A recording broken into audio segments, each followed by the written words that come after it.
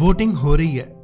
ਜੇ ਗੱਲ ਕਰੀਏ ਫਿਰੋਜ਼ਪੁਰ ਦੀ ਤਾਂ ਉੱਥੇ ਵੋਟ ਪਾਉਣ ਆਏ ਲੋਕ ਸਾਰੇ ਹੈਰਾਨ ਰਹਿ ਗਏ ਜਦੋਂ ਇੱਕ ਵਿਆਹ ਵਾਲਾ ਲਾੜਾ ਆਪਣਾ ਵਿਆਹ ਛੱਡ ਵੋਟ ਪਾਉਣ ਪਹੁੰਚਿਆ, ਜਿੱਥੇ ਉਸਨੇ ਆਪਣੀ ਵੋਟ ਦਾ ਇਸਤੇਮਾਲ ਕੀਤਾ। ਹੋਰਾਂ ਲੋਕਾਂ ਨੂੰ ਵੀ ਅਪੀਲ ਕੀਤੀ ਹੈ ਜਿਸ ਤਰ੍ਹਾਂ ਉਹ ਆਪਣੇ ਵਿਆਹ ਚੋਂ ਟਾਈਮ ਕੱਢ ਕੇ ਵੋਟ ਪਾਉਣ ਆਇਆ ਹੈ, ਹਰ ਇੱਕ ਵਿਅਕਤੀ ਟਾਈਮ ਕੱਢ ਕੇ ਆਪਣੀ ਕੀਮਤੀ ਵੋਟ ਦਾ ਇਸਤੇਮਾਲ ਕਰਕੇ ਆਪਣੇ ਪਸੰਦੀਦਾ ਉਮੀਦਵਾਰ ਨੂੰ ਜਿਤਾਵੇ।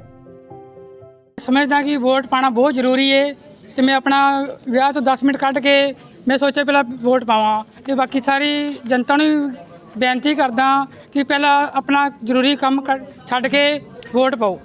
ਤੇ ਸਾਰੇ ਪਰਿਵਾਰ ਦੇ ਨਾਲ ਆਏ ਹਾਂਜੀ ਹਾਂਜੀ, ਮੇਰੀ ਵਿਦ ਫੈਮਿਲੀ ਨਾਲ ਮੈਂ ਵੋਟ ਪਾਣ ਆਇਆ ਜੀ।